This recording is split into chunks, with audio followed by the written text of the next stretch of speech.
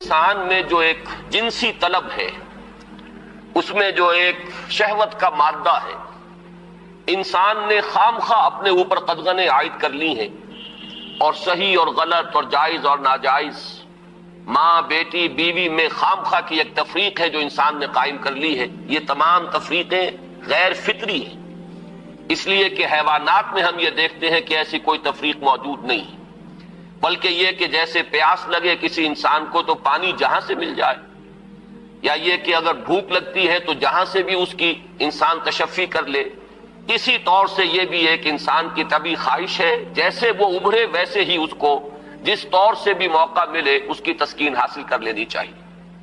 یہ دو اصل میں فلسفیانہ نقطہ نظر، اور جیسا کہ میں نے عرض کیا خاص طور پر ادب کے میدان سے، لٹریچر کے میدان سے، خاص طور پر افسانوی انداز میں، ناولوں کے انداز میں، ڈراموں کے انداز میں یہ فکر پھیلایا گیا۔ یہ فکر ہے کہ جس نے مغرب کی تہذیب کا جو یہ سماجی عنصر ہے اسے واقعتاً یہ ہے کہ ایک سنڈاس بنا کر رکھ دیا ہے۔ جیسا کہ میں نے عرض کیا کہ ویسے تو پورے یورپ میں، اور اسی کا عکس ہے اس وقت پوری دنیا میں، اس تہذیب کے اثرات موجود ہیں، لیکن یہ کہ درجات ہیں۔ تو درجے کے اعتبار سے دیکھا جائے تو غالباً برطانیہ کا معاشرہ اور اس کے ساتھ یہ اسکینڈینیوین کنٹریز جو ہیں، یہ اس معاملے میں اس وقت پوری نوع انسانی کے امام شمار کیے جا سکتے ہیں۔ مجھے چونکہ امریکہ بھی جانے کا اتفاق ہوتا رہتا ہے تو میں نے یہ محسوس کیا کہ امریکی معاشرہ ابھی اس اعتبار سے بہت پیچھے ہے۔ یورپ کو اس میں پیش قدمی کا اور امامت کا شرف حاصل ہو چکا ہے، اور خاص طور پر یورپ میں بھی یہ تین ممالک جو ہیں یہ بہت آگے نکل گئے ہیں۔ چنانچہ شرم اور حیا نام کی کسی شے کا کوئی وجود وہاں نہیں ہے، عصمت و عفت کا کوئی تصور موجود نہیں ہے۔ معلوم ہوتا ہے کہ یہ چیزیں انسان کی لغت کی میں سے خارج ہو چکی ہیں، اس کے سوچ کے دائرے سے باہر ہو چکی ہیں۔ اور اسی کا سب سے بڑا مظہر یہ ہے کہ آپ کو معلوم ہوگا کہ برطانیہ میں بھی یہ قانون منظور ہو چکا ہے، اور اسکینڈینیوین کنٹریز میں بھی، کہ دو مردوں کی شادی بھی ہو سکتی ہے۔ دو مرد لیگلی، قانونی طور پر شوہر اور بیوی کی حیثیت سے رہ سکتے ہیں، قانون انہیں تسلیم کرے گا یہ شوہر ہے اور یہ بیوی ہے۔ اب اس درجے پرورشن، اس درجے فطرت انسانی کا مسخ ہو جانا، یہ چیز کہ جو ناقابل قیاس ہے، لیکن یہ کہ بالفعل دنیا کے اندر یہ موجود ہے۔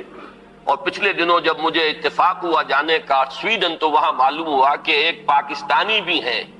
ایک سرحد کے رہنے والے صاحب، جنہوں نے کہ ایک لڑکے سے وہاں شادی کی ہوئی ہے، اور قانونی اعتبار سے وہ میاں اور بیوی کی حیثیت سے وہاں مسلم طور پر زندگی گزار رہے ہیں۔ یہ جو معاملہ ہے، مجھے زیادہ صدمہ جس بات کا ہوا وہ اس پہلو سے کہ اس معاشرے کی جو اچیومنٹس ہیں، جو انہوں نے خوبیاں حاصل کی ہیں، ہمارا معاشرہ جو ہے ان کے بارے میں تو سوچنے کو بھی تیار نہیں۔ مثلاً یہ کہ سیاسی سطح پر مساوات، معاشی کفالت کا اصول، کہ کوئی شخص وہاں بھوکا نہیں رہ سکتا، ہر شخص کی گویا کہ کفالت جو ہے وہ ریاست کے ذمہ ہے۔ وہ باتیں جو اسلام نے دی تھی، جو حضرت عمر فاروق رضی اللہ تعالیٰ عنہ کے قول منسوب ہے کہ اگر دجلہ و فرات کے کنارے کوئی کتا بھی بھوکا پیاسا مر گیا تو عمر قیامت کے دن ذمہ دار ہوگا، یہ نقشہ واقعہ ہے، تسلیم کرنا پڑتا ہے کہ ان لوگوں نے اس چیز کو آج کی دنیا میں بالفعل حاصل کر کے دکھایا ہے۔ سماجی مساوات کا یہ عالم کہ اگر کوئی فائنینس منسٹر، اسے بھی اگر اپنا چیک کیش کرانا ہے تو وہ بھی بینک میں اسی طرح لائن میں لگتا ہے جیسے کوئی عام شہری لگتا ہے۔ یہ سماجی مساوات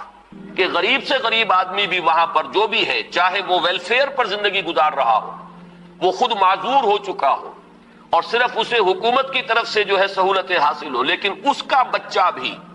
اگر بیمار ہوگا تو اسے وہی علاج میسر آئے گا جو وہاں کسی کروڑ پتی کے بچے کو علاج میسر آئے گا، اور اس کے بچے کو بھی وہی تعلیم ملے گی جو کسی منسٹر کے بچے کو تعلیم حاصل ہو سکے۔ یہ چیزیں جو ان کے ہاں اچھی ہیں فی الواقع، جو اصلاً تو ہماری تھی، لیکن یہ ہے کہ اس وقت اگر ہمیں وہاں پر یہ چیزیں نظر آتی ہیں تو مجھے تو وہی احساس ہوا تھا کہ کتابیں اپنے آبا کی یہ موتی علم و حکمت کے جو دیکھیں، ان کو یورپ میں تو دل ہوتا ہے سی پارا، چیزیں ہماری تھیں لیکن یہ انہوں نے کر کے دکھائی۔ بدقسمتی ہماری یہ ہے کہ ان چیزوں کے بارے میں تو ابھی ہمارے ہاں کوئی سوچ نہیں، ادھر پیش قدمی کا کوئی امکان نہیں۔ ہم ہم سینکڑوں کوس دور ہیں اس سے کہ اس قسم کے کوئی ہم معاشرتی ارتقاء جو ہے اس کے بارے میں سوچ بھی سکیں. لیکن جو ان کی گندگی ہے جس نے کہ ان کو تباہ کر کے رکھ دیا ہے، خاندانی نظام ٹوٹ پھوٹ کر رہ گیا ہے. جیسا کہ میں نے عرض کیا کہ شرم اور حیا جو ہے وہ ان کی لغت سے خارج ہو چکے ہیں، عصمت و عفت کے الفاظ بے معنی ہو چکے ہیں.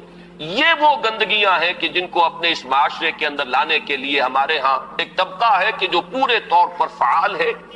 اگرچہ عددی اعتبار سے اس کی کوئی حیثیت نہیں، وہ ایک بہت ہی حقیر اقلیت ہے، لیکن معنوی حیثیت ہے. اخبارات میں ان کے مضامین چھپتے ہیں، وہ دانشور شمار ہوتے ہیں، سرکاری حلقے جو ہے وہ ان کو سپورٹ کرتے ہیں، ذرائع ابلاغ جو ہے ان تک ان کی رسائی ہے. لہذا اس معاشرے میں تیزی کے ساتھ یہ چیزیں جو ہیں وہ سرایت کرتی چلی جا رہی ہیں. بہرحال اس تمہید کے بعد اصلاً مجھے جس موضوع پر گفتگو کرنی ہے میں اس کی طرف آ رہا ہوں. میں جہاں تک پردہ اور زنا کے استیصال کے لیے جو دوسری تدابیر اسلام نے اختیار کی ہیں، جہاں تک اس کا تعلق ہے اس پر انشاءاللہ علیحدہ کسی موقع پر تقریر کروں گا. آج کے لیے میں نے طے کیا ہے کہ صرف اس مسئلے کو اچھی طرح ہم تھریش کریں، دیکھیں کہ واقعتاً نظریہ مساوات مرد و زن اس میں کوئی حصہ درست ہے یا نہیں ہے، تو کون سا ہے. ہمارے سامنے کسوٹی اور معیار جو ہے وہ اللہ کی کتاب ہے اور اس کے رسول صلی اللہ علیہ وسلم کی سنت ہے. ہمیں ان دونوں چیزوں کے حوالے سے دیکھنا ہے کہ اس نظریے میں صداقت کا ایلیمنٹ کتنا ہے اور دھوکہ اور فریب کا حصہ کتنا ہے.